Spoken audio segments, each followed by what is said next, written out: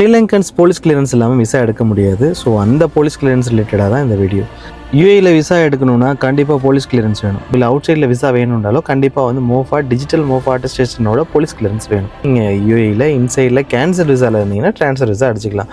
மற்றபடி நீங்கள் யூஏயில் இன்சைடில் விசிட் விசாலையோ இல்லை அவுட் சைட் கண்ட்ரிக்கு நீங்கள் விசா அப்ளை பண்ணணுன்னாலோ கண்டிப்பாக உங்களுக்கு வந்து ஸ்ரீலங்கானுடைய போலீஸ் கிளியரன்ஸை வந்து நீங்கள் அட்டஸ்டேட் பண்ணியிருக்கணும். அதை வந்து நீங்கள் மோஃபா மூலியமாக டிஜிட்டல் மோஃபாவாக நீங்கள் எடுத்தால் மட்டும்தான் உங்களால் விசா எடுக்க முடியும். இல்லைன்னா வந்து விசா ரிஜெக்ட் ஆகிடும். அது எப்படிங்கிற ப்ரொசீஜரை நான் சொல்கிறேன். நீங்கள் ஃபஸ்ட்டு வந்து போலீஸ் கிளியரன்ஸ் எடுங்க. போலீஸ் கிளியரன்ஸ் நார்மல் போலீஸ் ஸ்டேஷன்லேயே நீங்கள் எடுத்த பிறகு அவங்க வந்து ஒரு ரிசிப்ட் மாதிரி கொடுப்பாங்க. இந்த ஃபார்மெட்டில் தான் இருக்கும். ஸோ அதுக்கப்புறம் நீங்கள் வந்து அங்கே உள்ள எம்பசியில் நீங்கள் வந்து அட்டஸ்டேட் பண்ணுங்கள். அதுக்கப்புறம் நீங்கள் வந்து மோஃபா இங்கே கீழே நான் வந்து பயோவில் வந்து நான் உங்களுக்கு லிங்க் கொடுக்குறேன். அந்த மோஃபாவில் நீங்கள் அப்லோட் பண்ணிங்கன்னாவே போதும். ஸ்ரீலங்கன் எம்பசிலையும் சரி, மோஃபா இங்கேயும் யூஏஇ எம்பசிலையும் சரி, அவங்களே அட்டஸ்டேட் பண்ணி வந்து உங்களுக்கு டிஜிட்டல் மோஃபா வந்துடும். டிஜிட்டல் மோஃபா வந்து ஏஇடி அந்த மாதிரி ப்ரொசீஜரில் ஸ்டார்ட் ஆனால் மட்டும்தான் உங்களால் ஆஃபர் லெட்டரோ இல்லை விசாவோ போட முடியும். மற்றபடி நீங்கள் வந்து போலீஸ் கிளியரன்ஸ் நாட்டில் எடுத்துகிட்டு இங்கே வந்து அட்டஸ்டேட் பண்ணி மோஃபா அட்டஸ்டேட் பண்ணி நீங்கள் சப்மிட் பண்ணால் உங்களால் விசா எடுக்க முடியாது.